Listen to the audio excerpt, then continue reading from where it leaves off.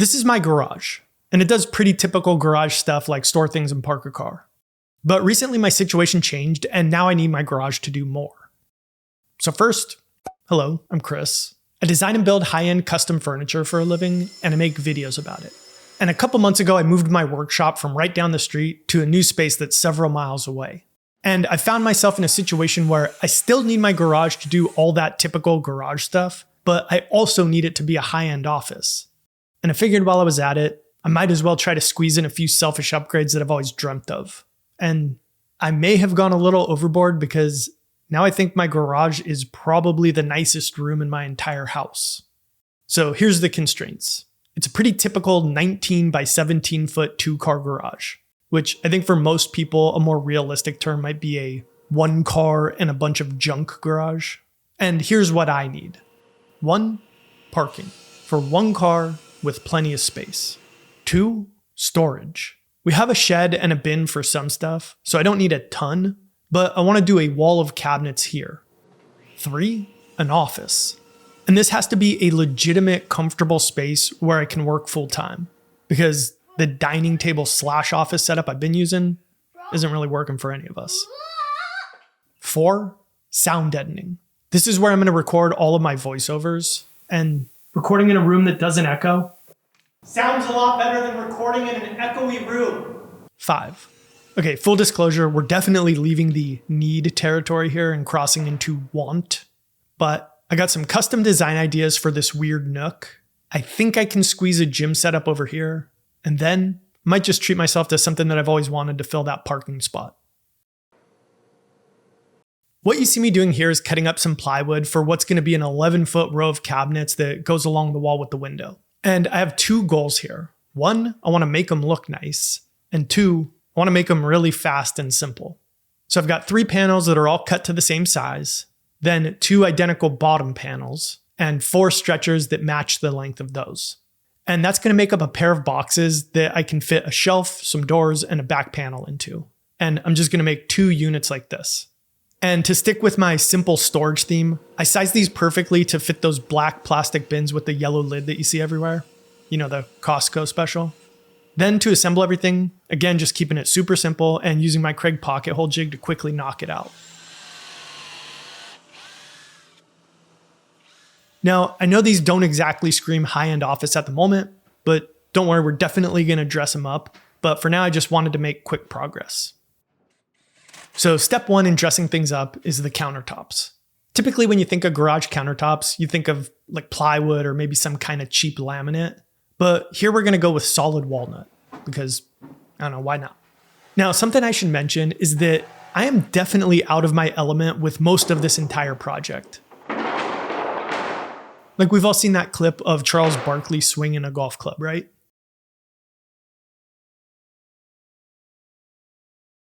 Well, Barkley is, by all metrics, a phenomenal athlete. He's big, strong, fast, coordinated. But for whatever reason, when he started golfing, there was just some kind of disconnect. Well, that's kind of what's going on here. I don't want to toot my own horn, but when it comes to designing and building furniture, I'm pretty decent.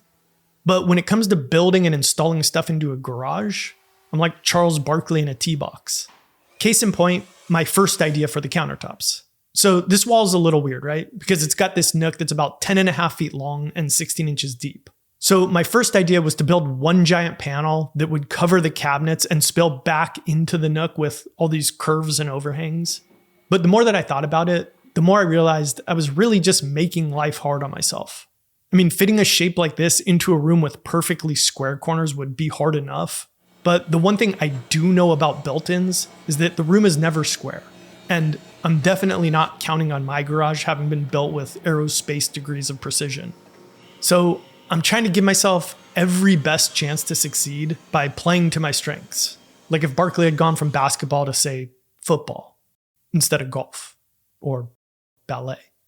So the new plan is build a nice walnut countertop for the cabinets and then a separate piece that can go in the nook. And I think that's kind of the running theme with this build. Keep the construction stuff like countertops and cabinets simple and really try to let the nice materials do the talking there. And then I can flex my muscles on the more furniture-y parts, for lack of a better word. My working theory is that to make something feel custom, you don't have to customize every single component.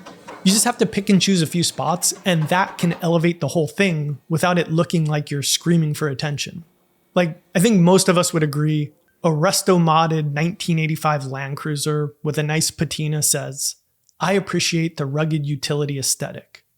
But a pink G-Wagon sitting on 24-inch rims screams, "My husband's a general contractor who prefers to be paid in cash and definitely committed PPP loan fraud in 2020. Now, all that said, I think it's fine to go a little overboard as long as you do it selectively. And for me, one of those spots is going to be the desk, which is admittedly going to be way too nice for a garage. Now, the first step is going to be making 3 panels that'll make up the top and sides, which is literally the exact same thing that you just saw me doing when I was making the countertops. So we'll go through this part pretty quickly. And while I'm doing that, I should address a couple things that you've probably noticed. 1, my wardrobe continuity is non-existent. In that last segment, I was dressed for winter, and now here I am in shorts and a t-shirt. Well, that's because this project took place over many months. I guess actually years technically. What you're seeing here is from September, and as I'm recording this, it's January and I'm still not done. Which actually ties directly into the second thing. This is a garage remodel video, but you haven't seen any of the shots that you'd expect. Me mixing up mud, hanging drywall, running wires. And that's because I never did. Not personally, at least. Basically, my strategy was start by building the components that I could, then hit pause to go work on other paying projects, and use that money to hire people to handle the infrastructure. And I think that was the smart decision because you know how people always say that you should be well-rounded? Well, I think that's overrated. We grow up hearing that you should be like a jack of all trades, competent at everything. But financially, we reward the opposite. Specialists. Think about doctors. A general practitioner who knows a little bit about everything makes a really good living. But the guy who only knows how to fix left side heart valves, that guy gets paid like triple. Well, I'm leaning into that. Like I said, I'm good at designing and building furniture, but when it comes to hanging drywall, I don't know a mud pan from a bedpan. So instead of fumbling my way through insulation, recessed lighting, and installing a mini split, and probably ending up with results that look okayish at best, I stuck with my area of expertise, sold a couple pieces, and paid the pros to do what they're good at. Now, I'm not saying that you should be helpless. I should know enough about recessed lighting to change a bulb without having to call an electrician. But again, I think this is just one of those times where it's smarter to stay in my lane. Plus, let's be honest, the infrastructure stuff's kind of boring to watch anyway. It's not like watching this.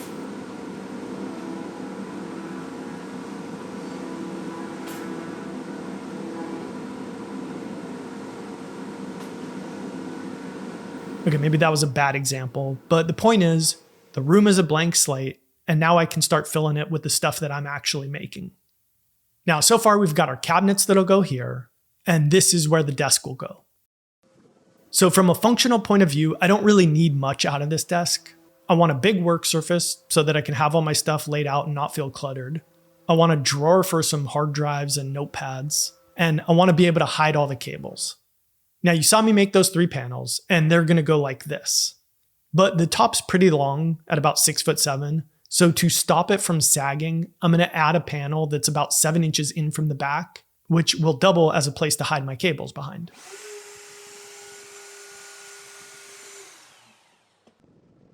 Now, the whole time I was building this, I kept thinking, I'm spending a heck of a lot of time on details that nobody's ever going to notice. Like here I'm working on how I'm going to mount the back panel, which is going to have these bare-faced tenons on either side. And yes, I had to look up the name of that joint. But anyway, these are going to sit in some slots, which will be visible from the outside of the desk, and it'll look awesome. The only problem is, this side's going to be up against a wall, and this side's going to be up against the cabinets. So, kind of makes it feel like a waste. Oh well, I guess I'll take comfort in the fact that someday I'm going to die, and then my kids will sell the house to some young couple in like 2085. And as that couple's ripping everything out of the garage to make space for their, whatever people are into by then, synthetic meat printer, hopefully they'll pause for a second and go, wow, the guy who lived here was a real craftsman. Now throw it in the dumpster.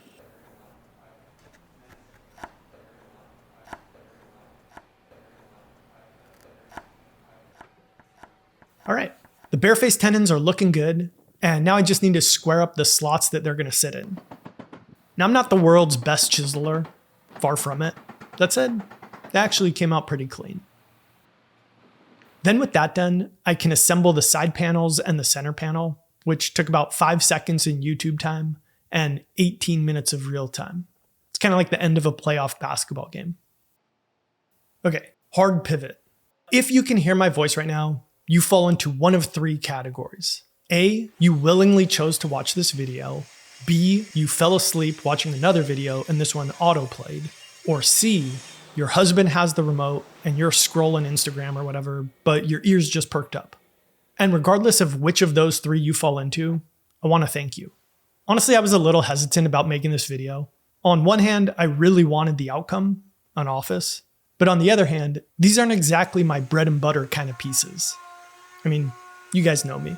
I like building stuff where the shape's a little more out there. But I noticed something interesting. Whenever I do those crazy pieces, the peak excitement usually comes during the design phase. But with pieces like this, the shape's pretty basic. Actually, I just went to IKEA to see what they have, and they sell one called Malm that isn't drastically different at first glance. And because of that, it sets this expectation that the outcome's gonna be kinda meh. But then when you actually see it in real life, because the scale's so much bigger and the materials and details are so much nicer, you go from meh to whoa. The peak excitement comes at the end instead of the beginning, which turns out is way more satisfying. And I guess that's kind of the entire strategy for the whole garage. I mean, individually, the cabinets, the countertop, the desk, it's all pretty simple. But I really hope and believe that when it's all finished and installed, the whole will be greater than the sum of its parts. So I know this video is a little different than normal, but I'm really glad that you took a chance on it. And I hope the fact that you've stuck around at least this long means that it's at least somewhat enjoyable. So if you feel like being extra kind, go ahead and give it an official like. And if this is the first video of mine that you've ever seen, I'm glad you found me. And if you feel like hitting the subscribe button, that'd be great. All right, the drawer. Since this desk is pretty plain, and once it's in the garage, you're only really gonna be able to see it from the front, I figured I should make the front count. So I dug through our offcuts and found this live edge piece that I thought would look cool as a focal point. Now, full disclosure, when I started this build, I didn't plan on even having a drawer. I decided to add it kind of late into the game for a very specific, slightly selfish reason. And I'll explain that in a second. But from a building perspective, what that means is that I'm retrofitting. Basically trying to add a drawer to a finished desk and make it look like I meant to have it there all along. So I'm gonna make all the visual parts of the drawer box out of walnut. And my idea is to attach a panel to the underside of the top here, add in a couple runners, and then put slots on both sides of the drawer box. And it should slide in, look clean, and hopefully convince people that I intended to have it here from the beginning. Now, here's the selfish reason. So I've been working on some drawer pull designs, and just like the brass chunky mechanical pencil, I knew that I wanted to make them out of a big block of brass, which meant that after I had the initial design, I needed to find somebody local who could make them. So I found a shop and we started the process of prototyping, and I was expecting that there would be a lot of back and forth, but they basically nailed it on the first try, and the whole process moved way faster than I was expecting. And maybe I got a little ahead of myself, but I went ahead and ordered a small production run, and they're actually live on the site right now. So my original plan was to build a specific piece of furniture to launch them. Again, I wasn't expecting it to go this fast. And long story short, I made the game time decision to just add a drawer here so that I could show them off and hopefully do them justice. And again, since I don't have a ton of stock, I decided to do exactly one drawer. That way I don't get high on my own supply. So if you want to check them out, they're on the site. Same goes for Brass Chunky, and Sample 73 should be back in stock by now too. And if you're not interested, no worries, but hopefully at least you think they look nice. All right, let's talk about this gym wall. So all the storage stuff and the desk are on this wall, which leaves these 2 walls. If I put the gym stuff on this one, I think the car is going to be in the way, which leaves this one. And the only obstacle here are all these pipes and electrical conduit. So I did a little research and found the functional trainer, apparently that's what these are called, that sits the closest to the wall. And I found this one that only sticks out a few inches. So to mount it, I'm going to attach some 2x4s as spacers, which will go into the studs. And then I'm going to put a sheet of plywood over that. And then I can use some long bolts that'll go through the equipment, through the plywood, through the 2x4s, through the drywall, and into the studs. And I think that should be plenty strong. Okay, actually getting something into the garage has me motivated now, feeling excited, like things are finally starting to come together. So let's keep the momentum going and get the cabinets in.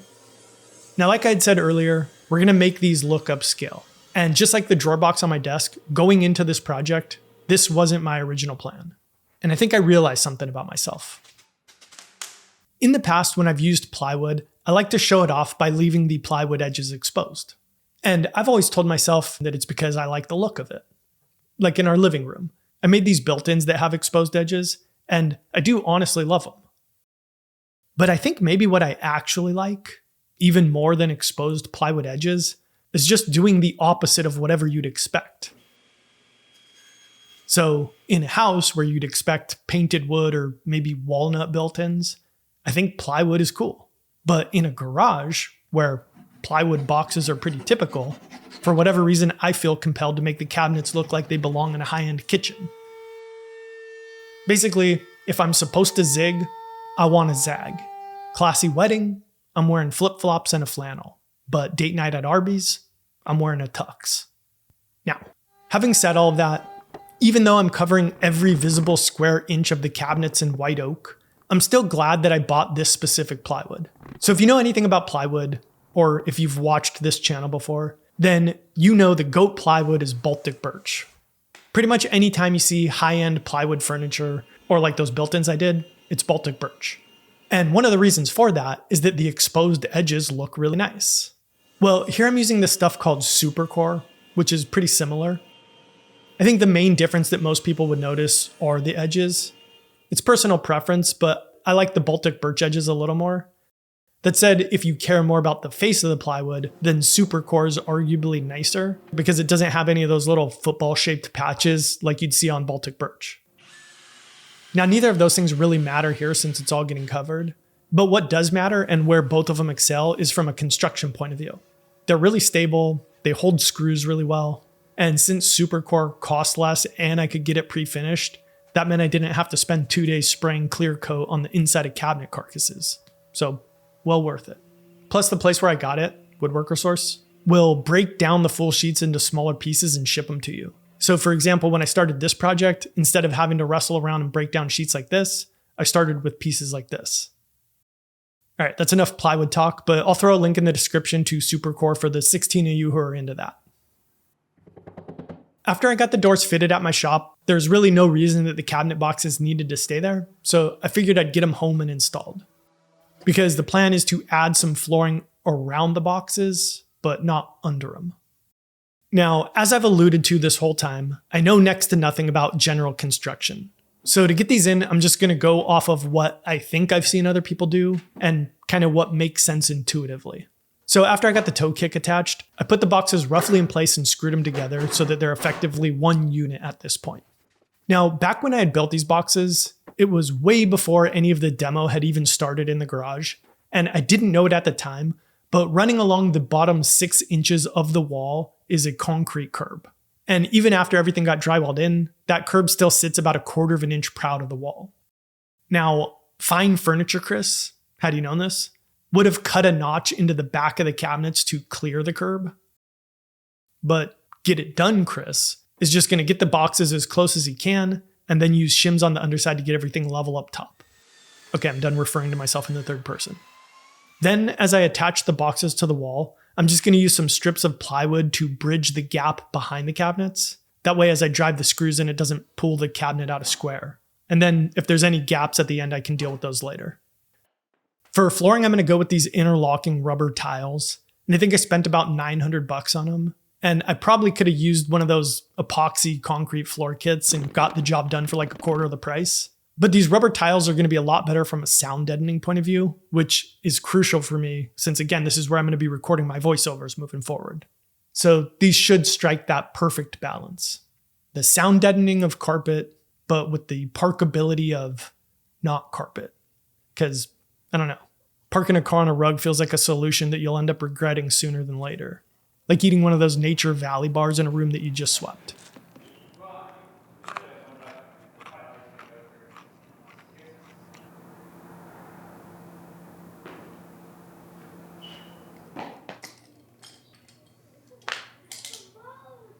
By the way, you can ignore the fact that the doors are already covered in veneer here, and only pay attention to the fact that I'm finishing off the perimeter of the rubber tiles.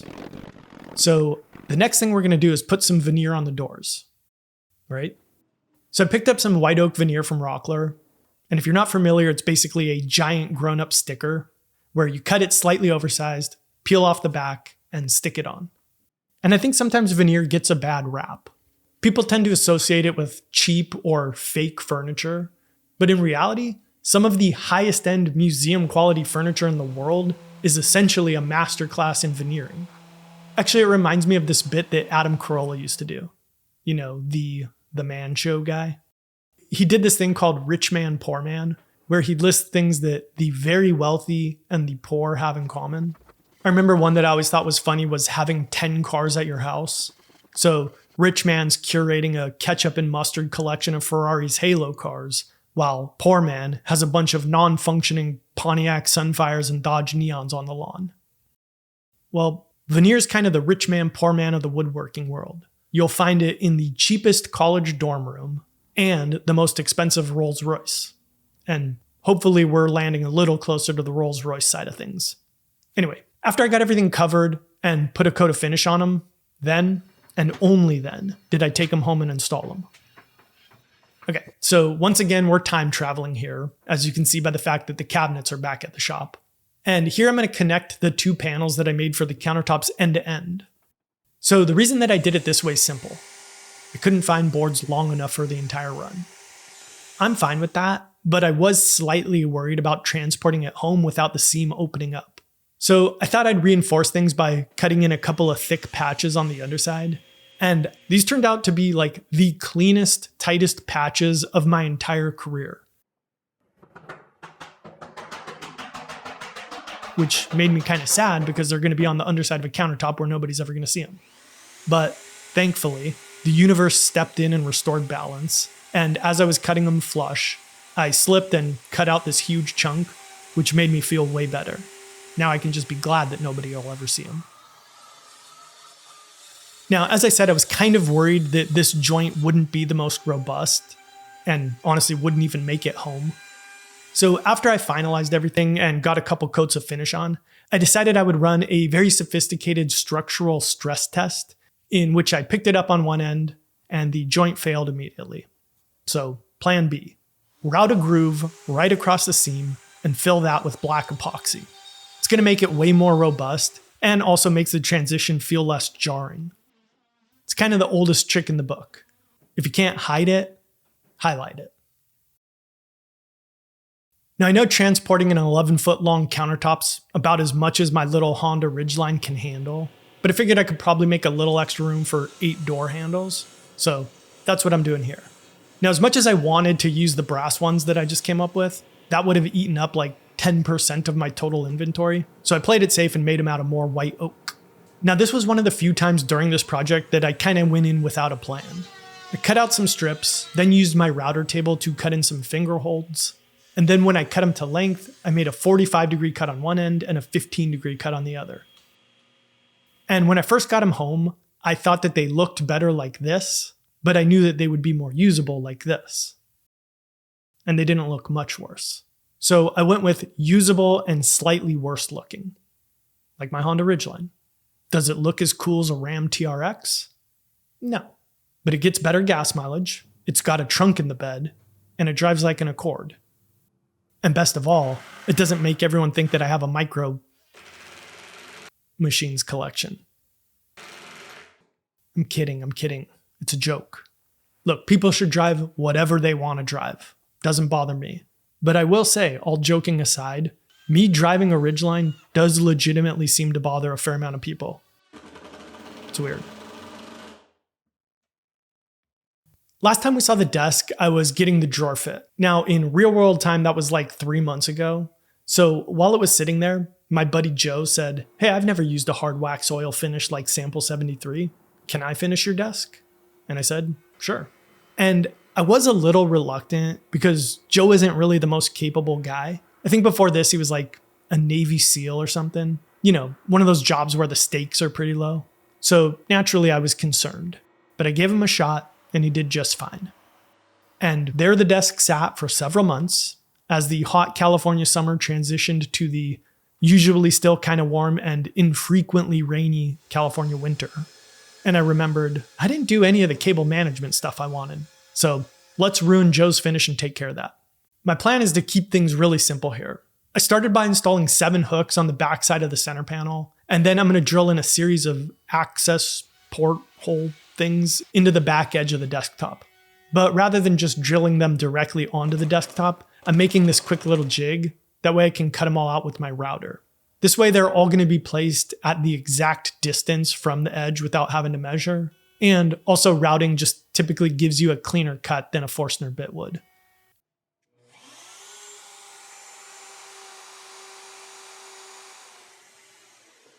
So once those were cut in, and I had verified that they went all the way through, I decided I'd cut a small round over on each one. That way the razor sharp edge doesn't instantaneously slice through any cables that might accidentally move, which I know obviously wouldn't really happen, but in my head it would, so that's what I did. Now, technically I only had to redo Joe's finish on the back edge of the desk, but anytime that you have different amounts of finish on one plane, you always notice it when the light hits it just right.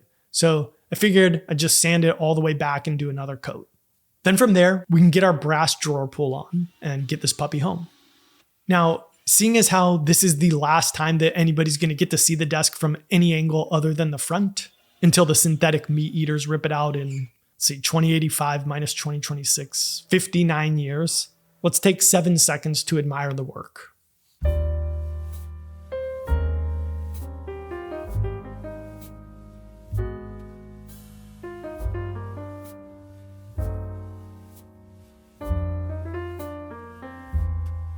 All right, the desk is in, and now let's do something about this big Nook. My first idea was to build something with a ton of storage, but I pretty quickly abandoned that. And I figured it this way. During the weeks when I'm mostly at the shop building furniture, I'll probably spend about 25 hours here. But during the weeks where I'm mostly editing, it'll be like 60 hours. And this is going to be my view. And the whole goal was to not constantly be reminded that I'm in a garage. Now, obviously, if I look this way, I'll see the garage door in a car, and that'll kind of tip me off. But most of the time when I'm looking this way, I think I can probably gaslight myself into thinking that I'm in a high-end office. So instead of maximizing storage with more cabinets, I want to do something that feels more like furniture. So back when I was making my countertops, I made 2 more panels that I can use for the sill in the Nook. So we can get those in first. And this is kind of like the countertops where, again, I had to use 2 pieces because the span was too long. But here I don't actually need to glue them together. I can just use some dominoes to keep things aligned. And because of the way that it's wedged in and attached, it can't really drift apart. And special thanks to my neighbor who happened to be walking by for the assist. All right, so rather than storage, I'm going to build some display shelving here. Now, if building the cabinets was like finished carpentry and building the desk was more like furniture making, this is the part of the build that sits right in that overlapping sliver of the Venn diagram.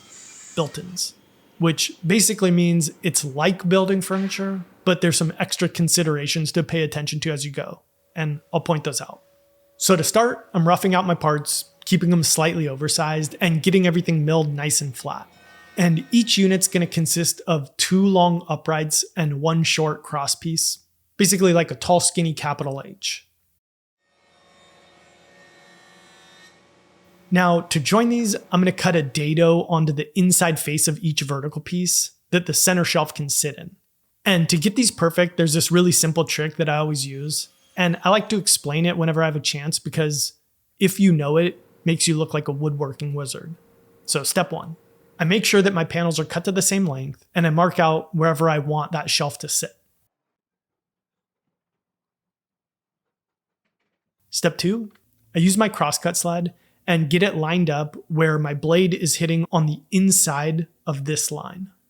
And once I have it lined up just right, I'm going to place the shelf that's eventually going to go into this dado so that it's sandwiched between the end of the board and my table saw's fence.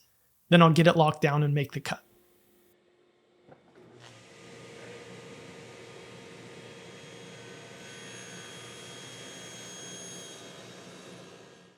Step 3. Now I'm going to slide the piece over to make the second cut. And here's the trick. If I do it where it's touching the fence, I would end up cutting on this side of the line, and the dado would be too wide by exactly the thickness of the blade. So you want to take something that's the same thickness as your blade, a drill bit or a little spacer works great, and put that between the end of your panel and your table saw's fence, and then make the second cut. And that's the beauty of the trick. It doesn't matter if the thickness of your shelf is 1 inch, 3/4, 97 254ths, 9.7 millimeters, whatever. Because the distance of the two cuts is determined physically by the shelf itself, the fit will always be perfect every time. No measuring required. We will want to do something about these ridges though.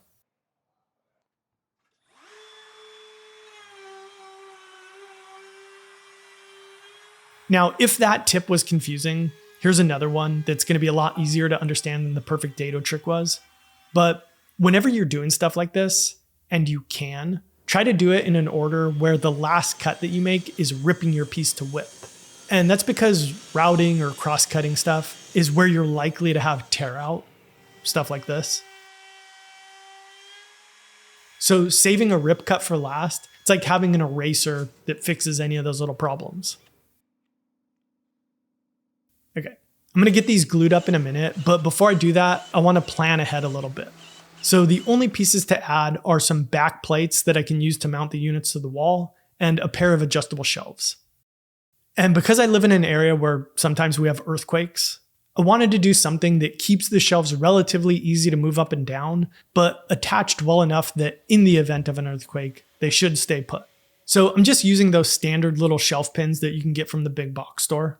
But what I'm going to do is set up a file and a repeatable mounting spot on my CNC so that I could quickly cut a pair of notches into each end of the shelves that'll notch over the pins. And I think this should do the job. I mean, maybe not if we have a massive earthquake, but I don't know, at that point, shelves flying off the wall is probably going to be pretty low on my list of concerns. Okay, I want to switch and talk about something that gives me less anxiety now. Edge details. At this point, these things are begging for some edge details to look more furniture-y. And I think I'm going to go for a nice chamfer. Not only will these make the piece look a lot nicer, but also someday when I'm walking past them right as a massive earthquake strikes, and these things come flying out of the nook and strike me in the head, I'll only suffer blunt force trauma instead of a large gash. God, I did it again. Different topic. Something peaceful. Oh, I know. Cosmic nihilism. Do you ever think about how someday, no matter what, the sun's going to consume us? I know we're talking about like billions of years from now, but it is oddly comforting. Kind of takes the pressure off. Like earlier I was talking about how normally I make videos about fine furniture, and I'm kind of worried that this one won't perform as well as usual because it's about a garage. Well, when you zoom out and remember that eventually we're all going into the sun, kind of makes that feel less important. It's a good reminder to just do your best and enjoy the time you have while you're here. All right, chamfers are looking good. So probably the biggest difference between furniture and built-ins is that with freestanding furniture, you don't have to worry about stuff like this. And honestly, half the battle with this kind of stuff for me is just making sure that I cut it into the right spot. Especially with these pieces because they're symmetrical along every axis. It wouldn't be unheard of to accidentally cut this notch, say here, even though it's supposed to go here.